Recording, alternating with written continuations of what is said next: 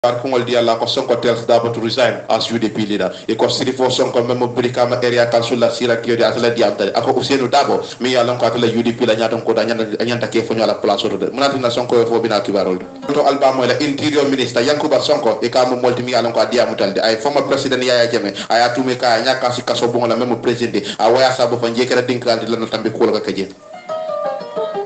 Kibarol to alba moyle ko PPP ital ko tuma njaay yow bay la padi ko no bari ko tuma jaay jabile da ko nyimu kenya lo mbal yaldi ñing ani mu ngay wal fo bina kibarol to alba moyle ministre Yankuba Sonko e kamo molti mi yalla ko bulo notal de kabri wato mi yalla ko sedo men dara TRC a fole aka da bulata mol ko no men yalla ko fo ba ka mon da ba police la dairi ni abe mol ko no men yalla ko bulo yo bade ñing ani mu ngay wal fo bina kibarol to kibarol do alba moy la men yalon koy manke banku dimoti bari nin kambiala ID kato ini wala tanan loptan bundato wala molti mi yalon ko na boru jamal bejen ka men samba santo do wala ka banda ministre samade a wala ko munata fo bina kibarol do la ambassadeur membe Gambia a ko nyim bay bake a boy kan mi yalon ko wala keta a chani sol la facture la membe sanya kaya ko nyim bay bake munata na fo bina kibarol do kibarol to alba moy la même munu president ti banko nyi ka Yaya Jammeh e ka mo molti mi yalon ko fam am nyaaba tilina to nyala de kabri wato mi yalon ko nin tiarat sila do ko botala e ka mo molti mi yalon ko wa sambala tilimo nyati limo la kibarol to alba moy la fondin ke mo adim fula mi yalon ko fa yewol le muda sanyang andu ye findinde pri kama magistrate court nyati ngola e ko kidite la jim mo adim fulo ay wal bulal ay kes nyi a transfer wala dum a bondi ata bulo ko la ka samba high court mem kidi bul santo koti to alba moy le ko kulunde ke kaw ko kere da kabri wato mi yalon ko ke wodo tara Allah rikunda ala moto ko na benon sirin driver ka sida ma ba sirin je andu ko ya furema yewol tara jede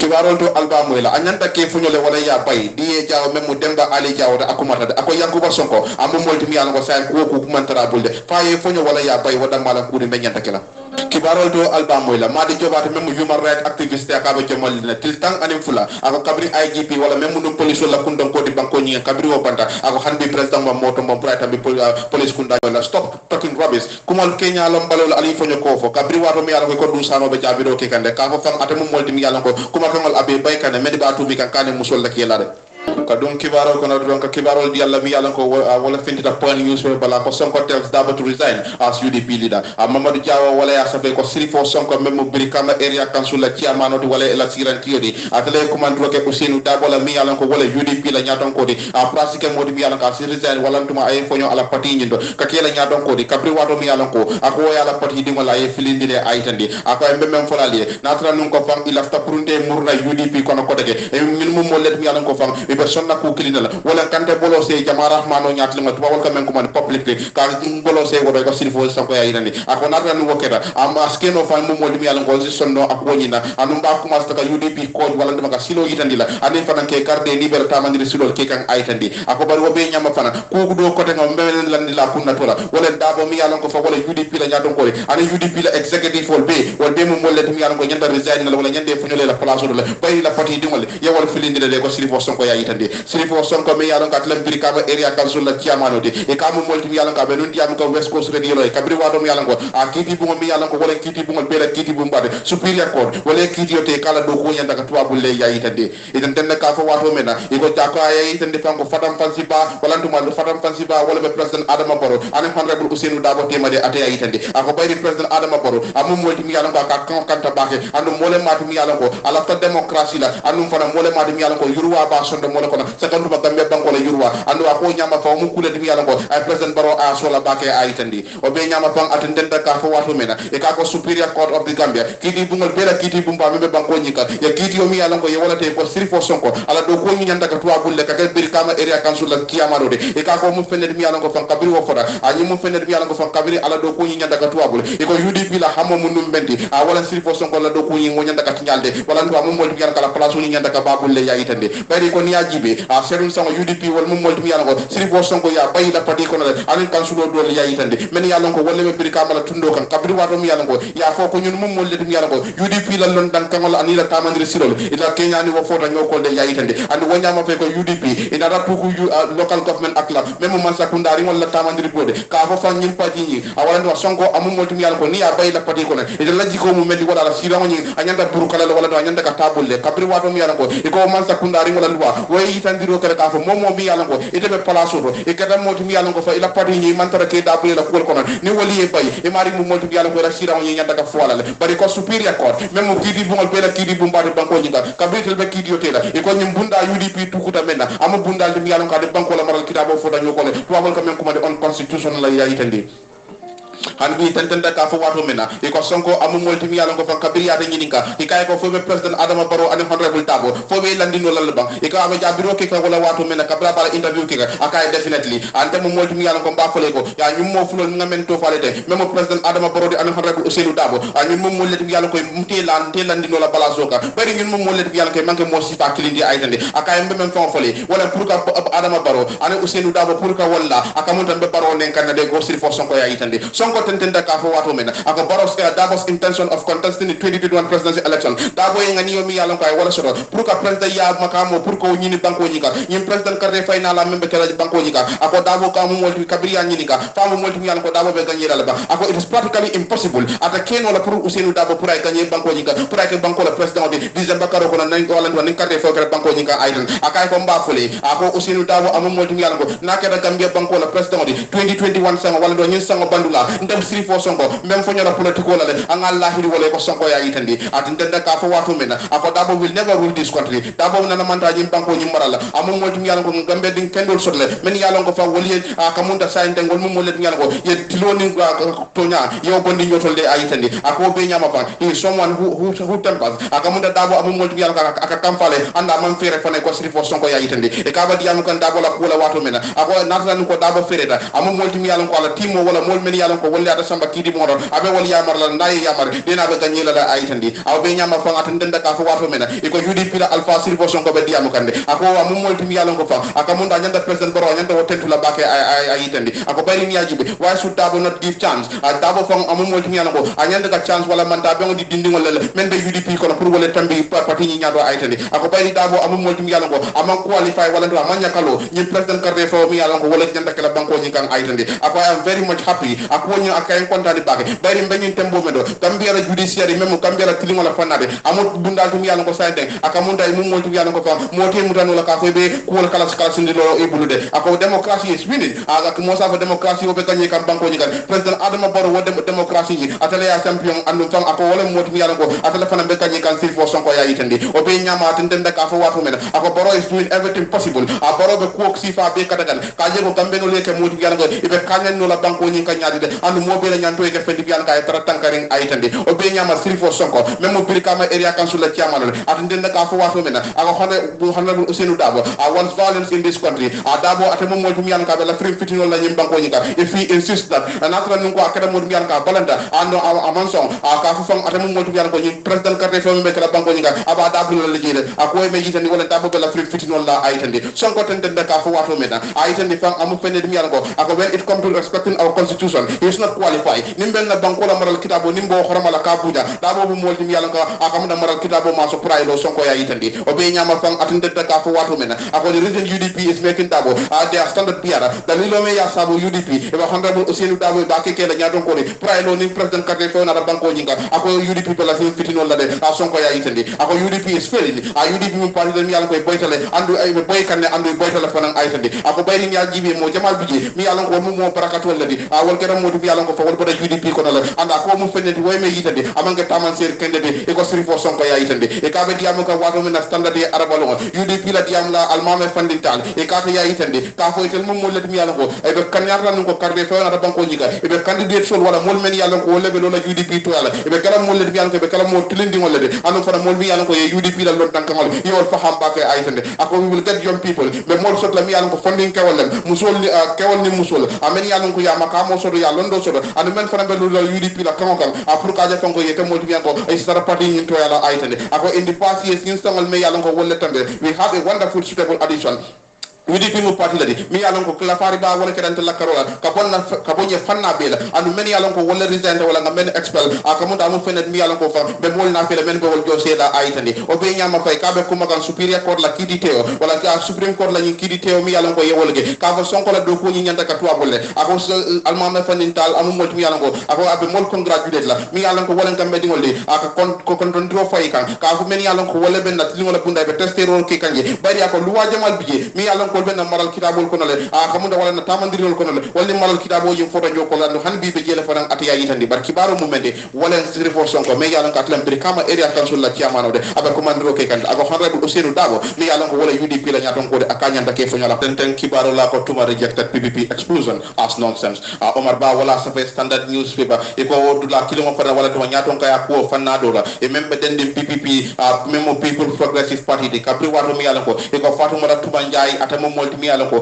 fayitandi kadlem PPP la nyaton ko de e ko letaro futata ma ka fayde PPP la alfal ka bo keva jalabul wol ko itamo molti mi yalan ko ye bayde bari ka be jabi ka wato men ako nyi letaro nyi mi yalan ko ye wala kinyan alkal yente bay pati nyi ko amo kulet mi yalan ko otan nonsense amo safo kenya lombal yalende anon fam amo fenet mi yalan ko PPP ndebe PPP tankandi la fonna niji la bango aytandi ite denda ka fo wato men e ko tuma amo molti mi yalan ko PPP la bawonte la jim congress mi yalan ko la bande wala kala e ka amo molti mi yalan ko fa ata finta jila anen gerewo kabri wato mi yalan ko aba fugal ko tapaleya anen ku ko de wala dum da congress jim ko to and waya sabu fan keba jalo e ko ina rawal tombo ka ger PPP la nyadon ko di yayitandi tuma njaay memo banjun sat la député de e ka amo molti mi yalan ko fa aka munda ni letaro men futata ko PPP ko ya bay la pati ko le e ka amo molti mi yalan ko janjandi jaman la babunda to le ayitandi e ko letaro nyi amo fede mi yalan ko me ya signa wala nyadon ko di memo keba jalo di yayitandi letaro nyi ko ne ko membe je wala abelarin tenne akay ko yo actions have proven ay la kenya mi yalan ko way menke yemenke ay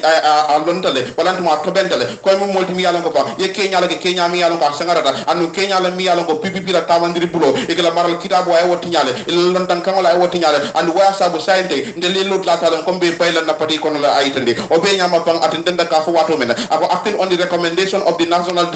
national disciplinary committee katambini atanya suti rolla na pati ni na kuluru bunda men yalan ko ye wala kete kamma ndemo molti mi yalan ko ngako nyi to bendi la anu ngalondi la fana aka ko bonde keba jalo bulu ka fo de tuma njaay ay demo molti mi yalan ko kabo bila nge bay PPP pati kono la tariata nyamen ayitande bari ka be diamu gi letaro nyi na ko jabi ka wato men tuma njaay mi yalan ko sainte ka defo man tra bangu kande abe dame wala sel yende ako this is utter nonsense nyi mu kenya lombal yalde nyi mu fenede mi yalan ko mbafole kuma ko mi yalan ko wala potande bulu ngamen de press conference dado ma karo tili follow ambenyi sango mi yalan ko wala kono hanan di mbelori ko kuma ko mbelori wala ka fe ko de regional chairperson mi yalan ko wala tundol bela sirandiol di wal be mo molti mi yalan ko be bamburin telecom aytandi ako e wanyama bang I maintain the position sainte mbafole ko mbelu lori ndamen kunu hanan bi mbewoldo ndelen PPP la SGD wala la secretary general di anim party leader janni wato mi yalan ko congress be kala member trina abe to benna fana abe tonya yala fana e ko tuma njaay ayitandi ako nyama fan say mbenyi tembo mendo I am still waiting han bi ndebe batu roke kande nyinin karo ngamenge IEC bulo fo jani ben njabila o nyama fan I just ignore this letter ni letter o men boda keba jalo na la mod bulo o ni ndan letter o ndey nyaka si wala la ayitani akay bayri ndela lot la bedame ngamel lon sande ndelem PPP la interim leader sa fo sande ndelem PPP bi be karafari ndela bulo tuma njaay wala be diamo la janni wato mi yalla ko congress be kala ayitani ako nyama fan di crop parties kenya mi yalla ka man tiling mi yalla ko wala take amu fenede mi yalla ko wolo tale ka be wato mi yalla ko high court wala ruling ko wala be kidi teoge ma karo telefone membe dende na congress na ngamenke nun commando menke nun 2018 sango Bakar Bunja Dabo di Papa Ndiaye tema aytani akay wonyama ko woy me yitani bari nde tuma Ndiaye nde mo molti mi yalla ko na tamandiri bulo ngalo ndi menkan wala accountability and transparency ka kuwol kontibo adem fanan kam kuwol lankene mayani nde na bal wolondi wala kan aytani ako wonyama fa ni letaro ni aja fa ngani ngenjande social media yimu letar la dim yalla ka banku ma ende bulde letaro men boda keba jalo ngol bur ko ende bay na pati ji ko bari nde la do labe dame kunu hande bi mbelori wolto aytande we don't recognize Mr. Jallo Mr. Memo keba Jallo di ite mo molti mi yalla ko tel mi da suute ko len PPP la nyato ko de andu wonyama fa le letaro e men kina ka fo yende bay pati ji ko la aman na fa sotonde ko tuma Ndiaye aytande o be nyama fay ko o keba Jallo mi yalla ko fa la executive wala la nyato ko li koy mo molde mi yalla ko e kumata amam mi bage ka fo ko high court la ruling wala high court ye kitio mi yalon ko ay wala te membe dending akamunda Bakar Bunja Dabo ni Papa Njai tara kitio mena wala Bakar Bunja Dabo ya Papa Njai samba kitio membe dendi la congress la mi yalon ko ye wala ka sanji saba commando wala sanji fula commando amu fenel mi yalon ko ani la ñu congress men kera birika baba e ko wol banyo soto fenede ya itandi bayri ko kabri wato bi yalon ko high court be la judgment o ke ka wala be kitio ñen te kan membe dendi la 2018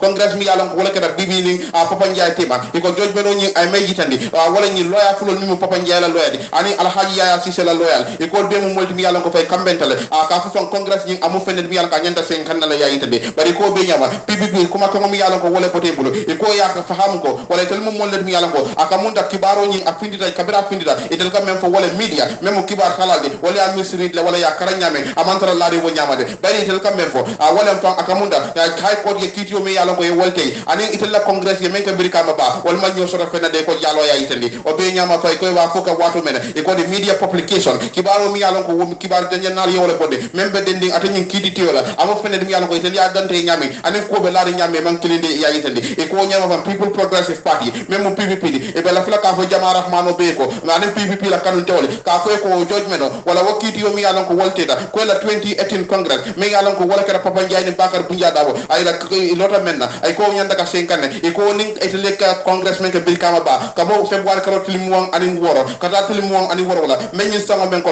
wala ma ñoo soro fenna ya yitande e ko ñama fo congress ni do ye men tombo pour way ke la ñadon ko de wala honorable Keba E Jallow di atlan secretary general di a party leader PPP ya yitande e ko di plaintiff claim ay ña kamunda men yalon ko wala be kalamiro ki ga akamunda ñi congress mi yalon ko wala ka 2018 jan a xeni kiti bu ñi ñat lengo wala na ma Ingalson file wala na ma kuma samba kiti bu pour kiti bu ci tama wala ka artero ke party ñina pour kan la congress ke kote ke ay yitande e ko ñama PPP be ñen tembo men was obliged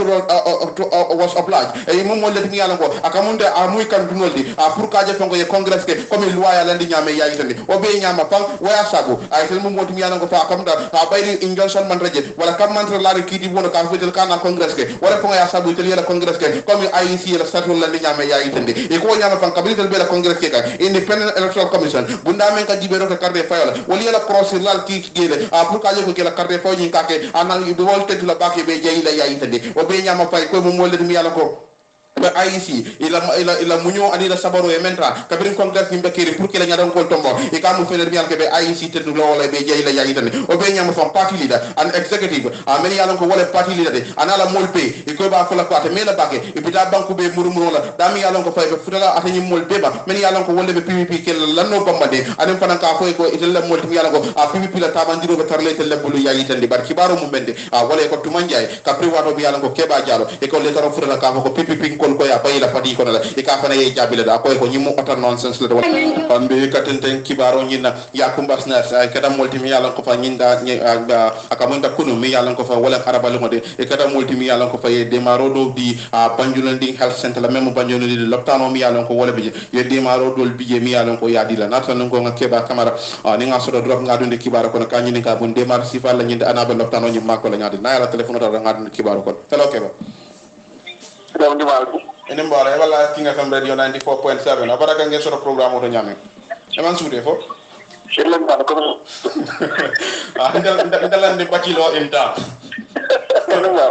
ene mbara akamunta ya kumbas next ikata moldi mi yalla ngo kuno ko e demaro futande banjolandi hal sendela fo moli mum demar si para futandi la ani loptano ñi ya gestionnaire receive ñadi abaraka ba ke kera la morlal be ko don kanen ya fanya nak wato na si ya kumbas na wato wala na ka biam ci baroto ka fo le dialam ka kam so le de ma amen de no so mutin no wala ban min kera da mi yalla ka ñaat lim da de ba ke amam me ba ke na dara do samman je kan duna ngaje ko la ko so do dara do la fa no la ran bi bar dara do ma si amen la ran ne sanya ma ngi samman je sankuto fanan January na dinno min folo do dara no je na rafetol de la so kunun fanan arabalo kunun arabo yesu dara no je ka ngaje no ko askara sula ko to bangon den ko bulo for wala na doctorol min notol ka min dum bulo to jandi be mo sakatol mo wa kala ko min man ke dandi be ade ko na fanan bangon den ya ko mana to moy bari banda so dum mo barata fanan ke trasmen min na ke min ta ka imba ko ke so fanan ta ko min man ta je ani ses max ani tanya mal mi yana ko kunun ala nes ni ngani mo mi ala ko wala da nes ni ko no mo la ka ni ko no ye blol la jo kan kaje ko kata ni lanto ka somebody coming aka nyamen dron alfal mi de bandu nding kata VDC ila women council o be na de ka kontano itam ka be ja kumala mo biam tam ko wala dara kany ko di bandu nding ko fana biam ta bari yi yalla ko wala fana be ko na je no so mo so no biam ta kaje ko eto de ni ya ko me blola nyo bel andu ya ko be la bandu le tano ma ko kam bakke ko blo fo ko de yalla ko afindo no tam social media ka ko mo so do na no je yalla ko ala ta wulu no bari blo fo la man ko ya tene ko la ko so fo na tari fa bla do ko to blo fo iko na ta wato la kuma su da kamar don ka fo ko tanda baake ka be blo fo receive amin banda ko ya kuma faran ta kama personal mi yana ka da Allah ter ban ko ka ni wat mu alfain tanding ako ala ka fo ni abe continue de maro la make ban binda mati mari musul dinna mala be de mala baka abe ko la plan so ko na ko ngabe fere ko men la ka wala ka je ko dinna mo mi yana ko be ta karam moto ada dol bi blol mi ko ben dol bi la alfal banda ako abala plan ko na ko rende pour ko mo futur ni ma ko ni na ko be ta school andunga iblo mi ko ben akabonda kabiri ka glofol sama wala nyin jorawal sambaje asa nun ko glofo be don skas ngila wala mo fende mi yalla ko hanata be jaba mankiring docteur ni ton adama krenga wala na yo ya receipt yan wala na ko kabiri ya ni glofol ja sama malla ko danda bake iko amanka bangilu nda mati ni da RDT ni da fara fa general hospital ni da bafe banko be kan glofo problem with right now glofo problem with ni glofo mantikale so wala na kabin na glof paket o sang paket jaman na mi na kumba la nesta wala sang ka samadi ina da kontana ko la bake kan to ngani aji be amuso la wulula eto ni be jami wal mala ni ko tapato to so glofo dum so sa fa jamal bi fra ni man glofo dum ibu ka hani kan bi ka mi ko afke no sa sa do sa sa no le anu sifa so ma sakunda da be ni fala wala ye nya fay jara kende ka bake aka ko dama bi jami ka be mantere no ko ma ko ni hanto ana tam mangela lokta na ni ko bangol do ye ide jela lela ma be a basic things ni ko da available ne ni da ka da lokta na to so ba la banko de ngol do bi ya ko mayo sifa to kana ne sifa mo ake manu ne so wala ni ka lafka na lokta na ko so right now as we speak as category of blocks of the market na ko la dia mula ni ko no so ne dia ta program ni do yo sabata dia ko blocks market ina market market sign iko molti bi yalla ko wadi jamal bi je melni kanying health complication also da wala nduma implication also de kala fi produit ka bulo do nyobul pour ka je fanko ibe ma ko no la nyadi mo jamal bi je how did they feel wala nduma ka feel nyadi na gambia health sector aba nyadi wala ika istamaraction amalo ka wala bata men kadu kujama be site de develop panel to ko bannaso mi yalla ko ni mo baramata de ka bannaso menna le plan jamal bi ko am abantala manki dala so scientific common person na man ka rasam do ka la so la bi mi yalla ko ina sirin gela doctor be sirin gela no so be sirin gela bari ko hani ko sama question so ni no so ni ko kanekan ibu kala be ki jere ki fare bu kala bol kala nyana kan dum do tigi bo xala tan to sen bi mi yalla ko isa use no so wala tina mo dama bi ni be banda eka boro kinan eka puspuso kinan eka global kinan ela ko kinan ka ko ifana lafa in the health sector because health sector ganyala jarkenda farna ibaka jara is next matter is just zero yeah sorry to say my brother Samate ko it's a kind of connect ka lafa ka ko jarkenda bunda anenda lola motivation men na plan lola but scientific it's just a lot of stuff we don't plan to fedi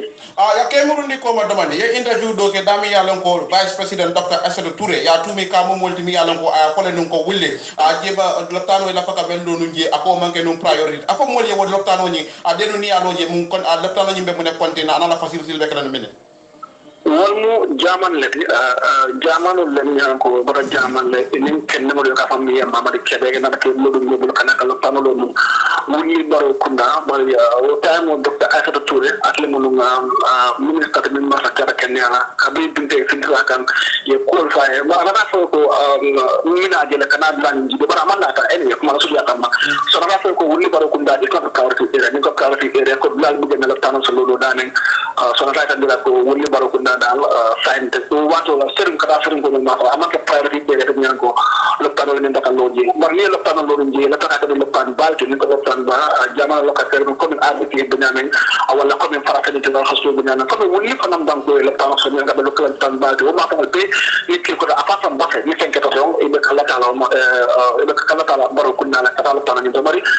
ko ni ma sa kunna na ke nyaka ala ni ko rata nyaka sala e ko da priority be mar sa ndem na biya be siare mbake e ko nyanda ka honorable sidia jara sama inda be kambe kay ko kam da yele so mo dama ko ba politicise kan mo dama mi do le baro kunna do ko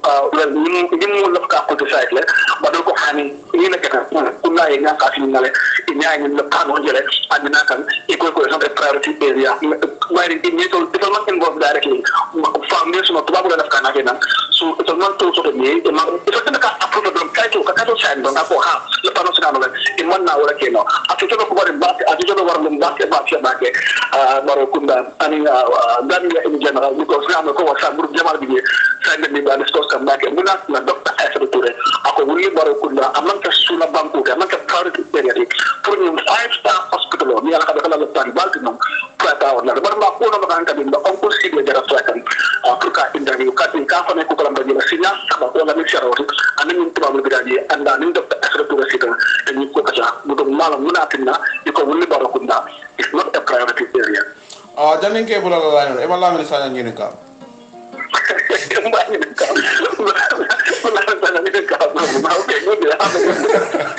baraka baki keba kamara vedia maka wala kabri wato mi yalla ko yakumba snas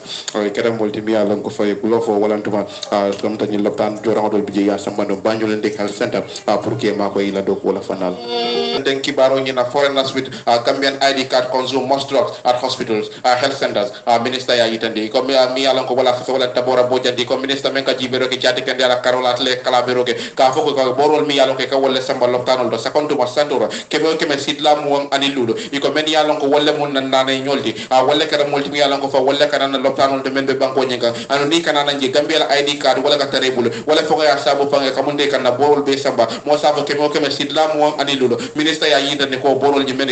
meni kata wal mantra sabatring Gambia jang bari mum molti yalla ko kanane la sala ye dunna Gambia do ni ka dunna Gambia la ID card wala ka tare bulu yayi tande e ko docteur Ahmad Lamine Samade am molti yalla ko ay nyin kalamero wala nyin kuma kan nyin a bankele kabri wato mi yalla ko abe di jabiro ke ka national assembly member dola me ya nyin ka fay ko mune ya sabu a borol buka jama sino secondu ma santo do ma fola amuna na bori ko ka pale aje yayi tande akay mba fole ko akamun dante la bori jama bije ni ba hay mala kemo sidla mo ani lulu mol men yalla ko wala ko wi muna fa wo boro nyina ando ko mañol nim ko do mañol nim bare musolle wala kan na ne salam yana na Gambia banko nyinkan aytande akay andu ñun mo molle de mi yalla ko mba fode ko ni na na Gambia banko nyinkan ni na ne salay dunda banko nyinkan Gambia la ID card wala ko ngata rebulo andu waka sabu na no sol ni na docteur men bo ma fole e buke balino borola e ko docteur samate ya yitande samate ya tande be ka fo wato men e ka mo fende mi yalla ko akode chief nature of street man mi ya jibe fa me ka ñin ko ñi sabu wala musafo ko Gambia jara lo mo fende mi yalla ko da diata bake na jade ken yalla karole o nyama men yalla ko wala mun nane nyolde seconde mo men sudiyada na fannal la men ben wala men sudiyada fannal la loptanul be dame e ka nane sala ne dunna Gambia banko nyinka yene jara jang aytande e ko kabiri ya nyilinga ka fay ko manza kundabe mun kata kula ke ka je ko nyum problème wala nyum bata ko be danno la nyaade e ko samade asondalde akoy ko ni issue is complicated wala nyum ko nya akamuda mo fenir mi yalla ko adde ku deferi molem andu wonyama fan sante mba fole ko majority mo jamal bije men yalla ko fa wala kane jara na Gambia loptanul e ka nane sala ye dunna loptanul wala inana na banko ka loptanul membe je taji akay jama be bulu ikono ID ka Gambia la ID card wala be bulde aytande akay ni ajibe am mi ba fe mboro na mbiri kama ba samade wala be diam kande men ka ministre men ka jibe roge jari ken yalla karola aka mam mi ba ke fang mboro na mbiri kama ba anu kabiri wato mi yalla ko mboro na mbiri kama ba ngam mol nyinen kale mune fonga ya sabu warel ka so nyimol men yalla ko wolle ka bona nane banko do ikas nane salang ye dunna Gambia jang anu nane nyolle mudi ye dunna yene jarna loptanul nyido atra nun ko fang akamundal kana boro dila ako wol ba jabi ka wato ben e kay ko ñun mum molle dum yalla ko to ñale man tara Gambia banko ñi kande bari ni ka fintinantel kan karana Gambia jang a pour kané jara e ka ko wol ya yita ndara ka fay ko fa men ka tare bur wala ID card de aytande andu wonya ma fam ata keno la amu kulen mi yalla ka ta ñanna anda ta keno la fa pour ngey bali boro la e ko de sabade ya yitande o be ñama ko ñi mu fener mi yalla ko bata ku balam de mi yalla ka be la na ministry bu ndaka sa compte ma ñi boro la fa na boro del kam men hayma ko banku dingol ñanda ke muna fam menna wo ke mo ke me sidla mo anillu mo sa mo men yalla ko ko wala ka nane saram wala ka dunna yana ye bonro ni ye muna fangala anu gambia la ID card wala ka tere bulu ya itande samate tentenda ka fo wato mena ko nyin Kenya même fo si nyin adresse wala ko women be si nyin banno wala pa national me yalon ko wala national health insurance ami yalon ko fa wala insurance so de jari kende ala karola wadam ma wala be nyin ko banna anu ni wo commencé da nyin ko nyin be banna la aytene ako bayri yobe me yitandi la wala kaaje fon ko mol medi yalon ko fa ata nyin insurance so dita wala multi mi yalon ko wala be muna fanna jara lo banko nyin kan même ma insurance nyin soro akamu da wal man de jara man jara la banko nyin kan aytande e ko samade amu multi mi yalon ko anana gara chief medical director le Edward Francis Small Teaching Hospital ami yalon ko wala banjul lopitan andu mole mati yalla ko a sojon ne mari wala faraman sanda anda londa opero fana na karola e ka mo molti yalla ko fam aytande ako bo dalilol men ka sabu borol ka fendi yalla ka dasal banko nyika amo fenet yalla ko inadequate drugs a ka munda bo borol la soto balia banko nyika amo fenet yalla ko waro do bije e ka boro mi yalla ko ka wala landi a pour jama bi be muna fanna men amo fenet yalla ka bukana si a pour jama e be muna fangala aytande dalil la fulan jango ay me yitande député wala ako e communication gap mo sa ko keno ka soto fura nyom wala karola wato do bije amo fenet yalla ka kolya mol men yalon ko wolle be maralo kika nanyam loptan don la men yalon ko wolle be santol do wala do dinkra sifando e mum molti yalga ka tardele ka kumandiro ke wala ka afo molle men yalon ko fa wolle be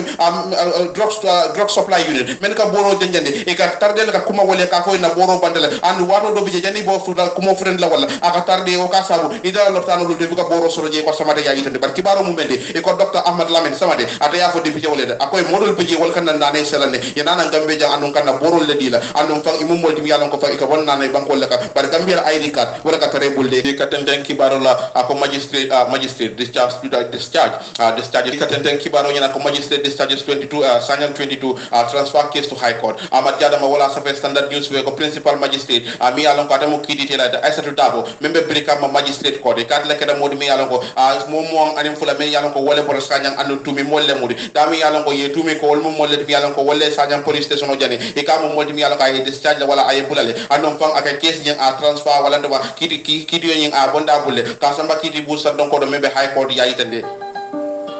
e kala de lord la nyen anata ne kapri wato mi yalla ko memo banko la molde kiti yo nyen ko memo police prosecutor le anin defense wal kada molde mi yalla ko e nyosaba a fan membe yalla ko wole bedende a case nyen ka transfer wala ndaba ka bondi nyen kiti bu mi yalla ko mo kiti bu no wala ko de ka samba sando mi yalla ko wala high court anon fana kenyal mi yalla ko wole betar la dendi la bel ko la ya yitande bari ka be kuma ka nyen aba kundu ka wato bene kiti bu nyen ko a mi yalla ko fa wala principal magistrate Dabo e ka mo molti mi yalla ko aytande ko kenya mi yalla ko wole bedende aka mo magistrate court ni wala kiti bundu balankola ami yalon ko fa akamunda bankola mulka wala ke pour kana nan fa ka kes sambananji ni ya menso wala kuma ka ngoni ya bankeje ka fo de nyumol le yalla ko nyen tumirol nga wala de tonda bari sina ko kiti bu ngoy ko ite mo kiti bu ne yalla ko e man ka mo soro pour ka moy roke nyin ka fanna karela wonya ma fo mbela fa la nyin kiti yonye pour ka lo sawndi ara wala to ka sama kiti bu sa donkoro ako mu ferol timi yalla ko bankola mul ko kele ko mi yalla ko manyang abari kala fi ka nyandi ka tambini kiti bu la bari ka ferol le tamandi je e ba jala fa ko mol tike mol yalla ko e tara mutare wala si tara muto ko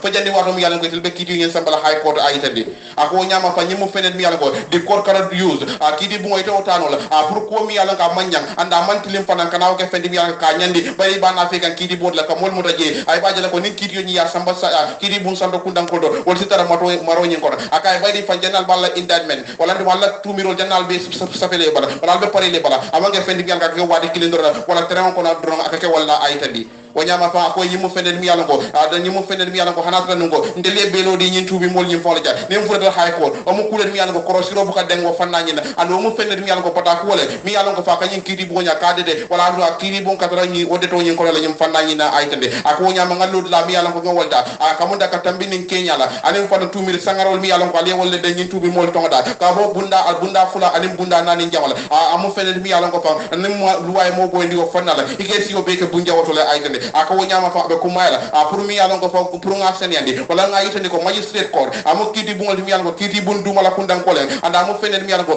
kol mi yalon ko lebe dendi aka fa ko ni luwaye boy fanal men mi yalon ko be siyo be kala bunja be siyo be kala bunja wore ndel la ngi kiri bungol mi yalon ko lebe duma e mu fenel mi yalon ko bo ndang bu ko moy roke o fanani na an wonyama fa amu fenel mi yalon ko aka fanna katambini atala tumiro la men de nyimol tonga amu fenel mi yalon ko sande ada kala tilimo de tumi mol la karola pour ko moy roke ni ko jina aytandi wonyama ko memem fola jan sainting wala fa I hereby discharge all the 22 accused persons benyin tembo mendo memem banki lalye wala ka faale ko nyim mom mo anim fulo mi yalla ko wallen tumi moldi wal mom moldi mi yalla ko sainting ngawol be bulalde anu case nyimba fole ko nga samba special criminal division mfelem ba transfer ka samba high court memo kidi bun sadno ko pour ka moy ji moy roke o fonna la yayi tande e ko nyim mom mo anim fulo e kada moldi mi yalla ko tumiro den e tongoda ka fay mom moldi mi yalla ko fam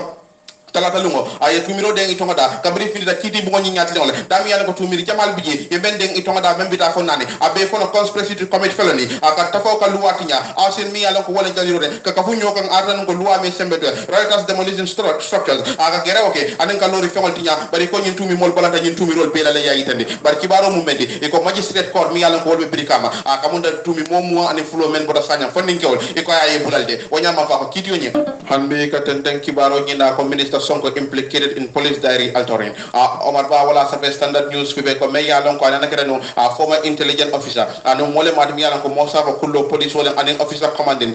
ni kamo fana babulu ni na rati siro la kana fanale ka men ko bani national intelligence agency la mosa ko mani NIA la e kamo molti mi yalan ko kuno afidi da tonya commission nyati ngol ka foide may yalan ko wala minister de men ka jibiro ko banko la kono kono tanko la benyin tembo mendo yankuba Sonko ata mo molti mi yalan ko fam abe mol kono le mi yalan ko fam akamuda police diary wala police wala kila ka saferol be ka bugo men kono abe mol kono mi yalla ko yo bugo nyi fa tapale ya ko dundi jede kaaje fanko atani ngani non ye men fa banko nyi ka apura sike fendi mi yalla ko ka sike kullo kono mo sa fa ka ke alkunu to ti yayitande e ko membi ta fo mo fendula nyi tiliji karo mo tallulu men bodo bankol kan mi yalla ko fangol bodo banku jamal ka membe mo fendula nyi tiliji karo la e ko walla kada modi mi yalla ko kamunda itan bita kan non ko masilo la bari nanake modi mi yalla ko fay na re fanje gambe banko nyi ka anu kabri freda gambe banko nyi ka akera 2005 sangolla e kada modi mi yalla ko ye arrest wala to bulu la dega inara na fari nyal kila fari nyam yalo ka sangara ta bage andi ko yo ka men na kango ka wala fo mo president Yaya Jammeh di yayi tande e ko mo jamal bije mi yalo ko nyim fari nyal sangaro ke wala mo mo le yalo ko boda kane banko le ka yayi tande aziz hydra e kata mo molti mi yalo ko fan kabira be yalo kan tonya commission nyi ako e kabri wato mi yalo ko nyim faro ke dal faro ke rin ko la dron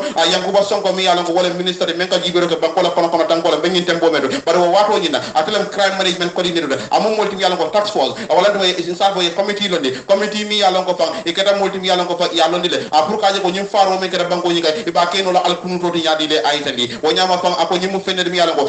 he was the head of the tax force akamunda Sonko atale modi ami yalla ko fa akamunda nyi timo nyi atale be nyaatode anda be nun jele fadam aytandi ako nyama fa amu molti mi yalla ko he was the head of the team atale timo nyi na kundo ngode anda amu molti mi yalla ko ko ku membe teru nyi apora be kala mala aytandi ako ndem molti mi yalla ko yankuba Sonko ngabunya bake bari mba fala ko amu molti mi yalla ko mbetta makala yamaro la kabri ay yamar lokele ka fo momo men na nyin tonya commission nyaati ngol e mari fikal tonya ko anda ko e ko say be nyin tembo mendo mbe wala fon ke kante ko hydra ya ko mi yalla ngata be mol ko le men da bulata no tax force nyin ko e kaya fo tonya commission interior minister Sonko e kate mo mol tim yalla ko a lokun dandan commando a vindira tonya commission nyi nyaati ngol da mi yalla ko sondele ko man zakunda ye faro kele bar mi kabri ya ke pare de la fa ko nyi ka al kunu toldi mo kana bo ko nyi kalama bara ka mo mol tim yalla ko man ko ku kalamuda a police la dairi mi yalla ko wala police la bu ko de nyi mol tobe da kabri bo kuntu kanje wala nda ko ma akade mo molti yalla ka mambo ko nyin kala made bari ko hydra ya itani ko minister Sonko memo yankuba Sonko de adamu molti yalla ko tax force nyin atele tambita anyado andu bentel nun kairaba police station dami yalla ko fa kamunda mo sabo kon tote new diary ye diary de dami yalla ka manke tonya diary di membe dending atanyin kanenul jinna kula kaje ko ku membe dending atanyin molle ye men fa yewol to buruka bu ko nyin ko ye buku do wuli ni mi yalla ko manke buku tonya mati aitali e ko nyama fa also testifying at the TRC yesterday kabira bala sida drodika e ko mi yalla ko fa wala biran bayti anda ta fana mo molti yalla ko former officer commanding nemade membe police intervention unit aytandi ko yankuba Sonko ani Ibrahima Jim Dramé wal be mo molti yalla ko kabri la tiarat signat non ye fon yalla fo jede akoy la kuma ko mi yalla ko yewol ko ka fo tel mo molti yalla ko they have no hand in the cover of imam bulu sodo ka fi ko nyim faari jawo ben kere banko nyinga ka ke al kunu to de ka nin fanan ka fo ko police la daire nyi bulu ma mawla wala mal londi soda ko nyi do ako mo fani yalla di aytandi ako be nyama fa nyi mo fenede mi yalla ko the government also lie man sakunda fane fani yalla ko na awo tembo nyina kabri waro mi yalla ko tede nyi ngane no yewol fa fo parida ina da fo mo kurngol mi yalla ko wolle be tan ko la bunda do wolle kere molti mi yalla ko wolle nyi maña sipage akoy bari hakilo baka kawsu camara mo jamal ka kuma di bombarder la amu molti mi yalla ko fa anana no office to le kabri waro mi yalla ko working wala kabri do ko wato bata pour ndé ke molti mi yalla ko ngani ngane no wala nyi mol men yalla ko wolle be tama kanteng a pour ngé di yalla bande mo molti mi yalla ko mun na bala ngabulu ngay ko nyi mu fenede mi yalla ko manda kera ako nyama fa bombarde anara fay ko IGP wala ndeki de police la kundon ko wala ndeki akay ako balanta bulo akay ko fani ya ko police la kundon ko memu Ousmane Sonko di wotembo nyina pour way ndek mande ako kabri bombarde borat la office ko nyara do mani Ousmane Sonko na rata moti mi yalan ko waya ko mande anu kabri waya ko mande wona ra fay fa nyi migrant sol wala nyi mol mi yalan ko wol be tamasi lo kan ale memura adi bombarde la aytende ako this is how I went anyina fo kedan taranu ga gatu mo nyi ko dami yalan ko fa atani bombarde ngato beta atani dinkra nyi do ade men fana be mutari ngol solta ayitande bar kibaro mumedi wala Ousmane mi yalon ko fa wala interior minister Yankuba Sonko e kam molti mi yalon ko fa ya bulo non di ko kibaro nyina ako either to resign or be sacked di e jaw se Yankuba Sonko has no choice to either resign or be sacked ko di e jaw di amtalde ako fa Yankuba Sonko amum molti mi yalon ko kufula wala babulde fa resign ala place wala duma ya bayi kabri wato mi yalon ka kala lot la ta fan sen yandi no la di e jaw mi yalon ko ka kuma ne Demba Ali Jaw anan kala minister di men ka jibero ke furanyo mo la fana la president Baro la Mansakunda kono e ka kada modmi yalla ko arabalu ngo ayitande ko ya interior minister Yankuba Sonko amon modmi yalla ko sande kumantra bulde faye fo nyala place do wala duma ya bay ya ayitande e ko natu nanne kapri wato mi yalla ko officer commanding mi yalla ko we kanana kangon nan tarta no abulle ay kamen commandi ka kisiro la fanala NIA kono e kam modmi yalla ko fa Aziz Haidra e ka ta fa tonya commission ile ka fo de Yankuba Sonko amon modmi yalla ko fa aba timo yin ko dole min yalla ko fa deliberately mo sa ko tawla ya kono e kada modmi yalla ko fa akamunta buko mi yalla ko wala be tendi nyin ganenu la ko la itobe safarin dame ya bondi jila anda mo molti yalla ka foda ko nyin kala mala kabri wato yalla ko man sakunda membe no siri wo tembo nyin 2005 saw e ko kera modi yalla ko e kawdi ka ko nyim mol men yalla ko wolle be tamasiro kan andum fam ganenol siate kono ba ke fa nyami yalla sangarata ba ke ya itandi e ko diye jawate ba fo ko wato men ako Sonko role as interior minister Sonko du place men babulu katle mo marlim banko la kono tanko la akamunda mu place le yalla ka ta londi no la de benyin tembo men de ko arabalo ko kabirata be safiro la ayitandi Demba Ali Jaw wolle be diam kande asa te ayitandi ko interior minister Yankuba Sonko place o mi yalon ko wole babulu akamunda mu feder bi yalon ko benyin tembo meda ata londi no la de o wonyama kabri wato mi yalon ko ya bulo nondile akamu molti mi yalon ko ada bulatale mu ko ka kunyin ka ke alkunudo de faare jawo mi yalon ko kera o molla men yalon ko faran wen yalla ko wolbe tamasilo kam banko nyika ako um fened bial ka kata mambo ko nyika lama ko ko ya bulu non diwo fanna yin la kay ku kalam dajel adem fanan iko fanan ako fanan kenya mi yalla ko woleke for life ni tiara je ka kuma fo tiara si mi yalla ko man soto ako nyama fan sonko amum molti bi yalla ko benyin tembo mede ko ku man tarabulde ay fo nyala place do walantuma ya bay afinita fatunde la ko mari jobade one that's why Gambia is still without a police chief insisting some positions are not meant to be left empty at any time mari jobade at lebe diam kande men ka jiberoge haraba dingol la nyanto la fanale ka la diam tade ako te jaxalle mune asabu xanbi Gambia mam police kundi yo soda kan place dol biji wol mu place de mi yalon ko fa e bugatu ken siari wo nyamade ayitande e ko jobade abadi yam ka wato mena arabalu ngo aka keta tay jaxalol tide wa mune asabu xanifa say aka bri wato mi yalon ko fa mamadou job me munum police la kundo ko de kabiro banta muna tinda san say police mu police kundi yo man soda banko nyin ka yayitande bari ko mamadou job ata mo molti mi yalon ko fa abanta la no ma karotil tan ani saba benyin sango men ko na yayitande bari ko commentator ma di jobade ay safaro ke ala Facebook mi yalon ko fa kere non arabalu wala ako til tan anim fula kola kabri wato bi yalon ko police la kuntiyo banda banko nyinka hanim bi mbambo moy ka fo wala mi moti bi yalon ko wala bala place o jibe kan wala yewol to mo pray ko police kuntiyo de banko nyinka aytende ako what is President Barrow waiting for President Barrow be mune baduka pour ka mo appoint wala ka mo tombo pour weke IGP di police la kundon ko de banko nyinka aytende bayri ako ni jibe place o dul be wala mo nyaka kense ya fay me aytende ako nyamal benyin tembo menda benyin karo kala watu jubale President Adama Barrow atabe mo tombo na pour moy gabe mo tombo na pour weke police wala kundon ko de banko nyinka ngata be nyini karo e ko ni ajibe Gambia police force même police wala ko bokunda de banko nyinka e mom molde mi yalla ko hani ko say nyaadon ko mantare bulde kabri wato mi yalla ko fa mama job même police wala kundon ko de ko kabri wo banda e ko hani wo fongo nyama ba police wala kabri be kuma kangol bondiga ko membe den ni sanya na ko wala e ko tel mom molde mi yalla ko fa e ma ko e dantale ka fo IGP la officer wala kuma ko membe police wala kundon ko la officer bari ko say bu ko fode e ka fo police high command police wala kundon ko kuma ko mo bora wala bul bari bu ko moto yitandi ya yitandi bari tibaro mu medi ay ko madi jobare ka keta jaxalol tide kabri wato mi yalla ko tit tan anim fula ko la kabri IGP alhaj mamoud job banda banko nyinga ako hanbi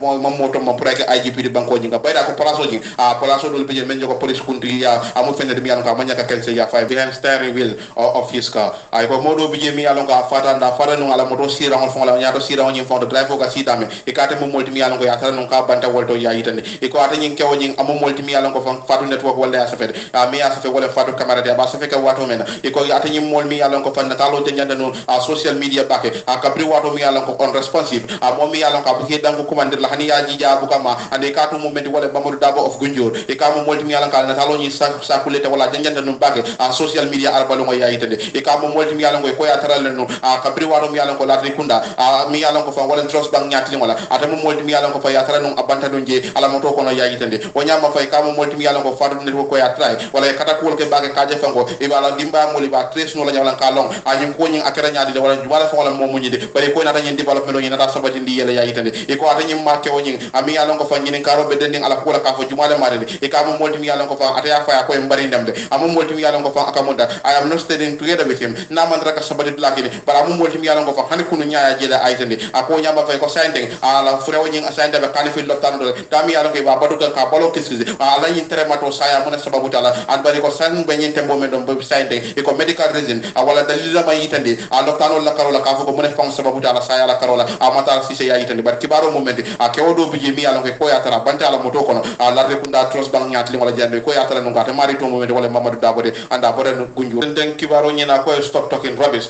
do sano dismisses claim he slept with women at President Barrow's Brufut House ko do sana ko el Kenya lombali akumo bula kabri wato mi yalon ko do akada modi mi yalon ko fa kuma kawol nyin ay wol bari ka fo wol mo fenel mi yalon ko man toben andi man sabade ka de mo moldi mi yalon ko fa andi muso do liela Brufut ya yitande fatu network wala ya safe ba safe ka wato mena iko men ka President Adama Barrow ya mari a politique wala karola al nomala kundan ko e katle kada modi mi yalon ko fa abe jabiro ki kan ko mol la mi yalon ko be wala fo ka mane ka mo moldi mi yalon ko akamunda andi musol beno fa yalla ya yitande bari ka mo moldi mi yalon ko fa aba fo ka wato men iko those making the claim moli yalon ko wala be nyin kalamiro ki kan abe kono bamba ma dol ka kuma de kadimu rasulu e kade mo moldi mi yalon ko ala audio nyin kono am kada modi mi yalon ko fa ay dusano aya tumi ka mo moldi mi yalon ko President Barrow la korda do bije mi yalon ko wala be Brufut ako mo moldi mi yalon ko fa nduni musol ka fa ya jilde bari kade mo moldi mi yalon ko fa dusano ay ka mo moldi mi yalon ko fa he was also accused e kada modi mi yalon ko ya tumi ka mo moldi mi yalon ko fa ni musol do bije mi yalon ko ani woke la NPP la office oto bari ko sano kabri video do mi yalon ka findita jamal labam bundado a se salifu kemo Barrow e kade mo moldi mi yalon ko fa video nyim bodat lebul e kadi yam ta wato mena regarding the comments kuma kamol mi yalon ko wala boka UDP mulla mol bulu jamal labam bundado mbekela modi mi yalon ko mba fulale ko aliyeke modi mi yalon ka aliye daha kanyin kuma lanyan tangol fa ka men kuma di robes la aitene ako du sano e sia du sano mo moldi mi yalon ka be yuarare anda bala kayro ko na bala do ko ke kan aitene ako you guys are saying adal mo moldi mi yalon ka ba fokan ko ya ni musole muta jana anen ko ko dangal bo fokan aitene ako embe men fulale ni mo moldi mi yalon ko fa there are women in the second wives of your executive members fo ni mo atal be ni men fokan musol mi yalon ko ba fokan ya wala muta fo ba la executive do wala no balla kunto ko la kono ba ali fo nyoka ko ni kuma lanyan tan ali fo nyoko fo e ko du sano ate fon keda moldi mi yalon ko a findita jaman la bambunda do même social media de da mi yalon ko fe kay la hiduda akade mo moldi mi yalon ko fa abe be ka tan kibaro la ko jamme will face justice after TRRC province meya sa fe wala ala haji maneti aba sa fe ka wato me ko rek prodi mi yalon ko American human rights lawyer wala ka ate mo loyalty men ka jibero ke molla nyanto la karola no mola fana mati mi yalon ka londa ko men yalon ko walla nyaton ko di ka tajire yake la banko nyin kam pour que wol bayndi anen fana ke moldi mi yalon ko ke dema e kay wono ba ke amu moldi mi yalon ko ate yayi tandi ka ko former president Yaya Jammeh nin TRRC paré la do ko wol bele amu moldi mi yalon ko be fit la kiti yo nyati ngol bayri ka be jikirim bake ko strong case wala be kiti bambandim ba e be wala sot la Yaya Jammeh kam mi yalon ko Canada ke president di banko nyin kan anda ka mo moldi mi yalon ko silobe wala na pour ba kiti ni la nyame nin TRRC la do ko bala la julay karo ko no yayi tandi e ka be diabu ka standard di wado men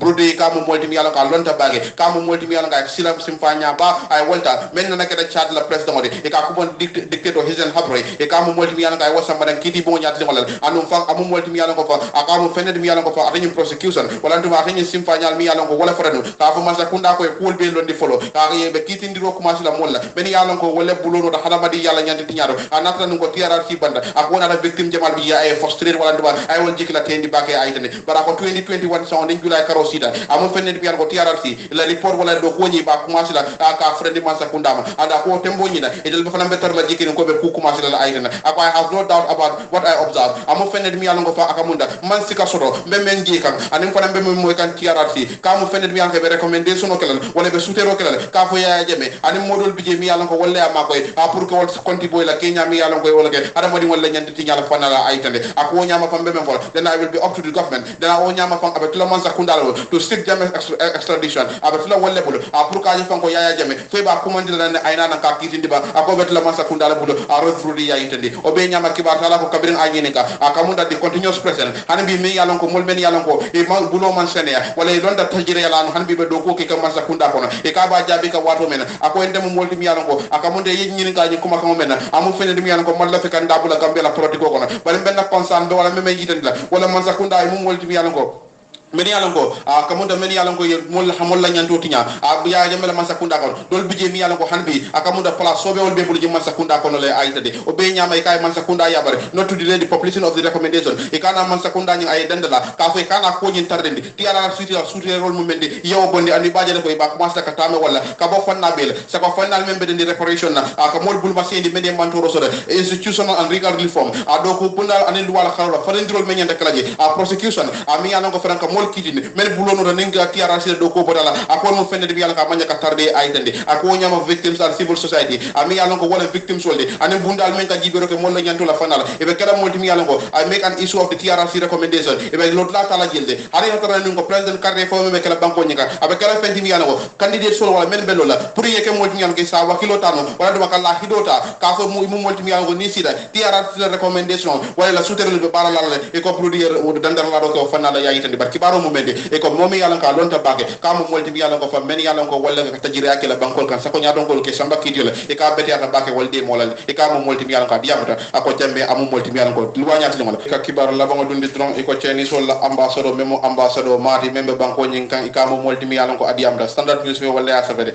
e ko mo molti yalan ko ya ko nyim bay bake boy kan mo yalan ko wala ka sanya na isino nyin kan e ka mo kulet yalan ko ya bay bake men kere no a maj karotil tan ani woro be nyin sango mi yalan ko be wala ko na man sakunda ko mandila kan ka foy ko ke multi mi yalan ko ba ida Chinese sol mi yalan ko wala be banko nyinka ani la business man wala ila jula bal men be banko nyinka wala tan ko ke fendi mi yalan ko man sakunda ya kata wato be la ka je ko ñu nek modi mi yalan ko ci tara tankari e ka ya fo standard newspaper ya findira standard bala barakal jey kal tendu ka fale ala baraka bakale wato men ka blocking FM radio no 94.7 first sama inshallah talantang anen kelinga na ngaten ten kibaro e fa majara wala be don kibaro di kan la mod lamin sen wala kana kibaro di yalla ni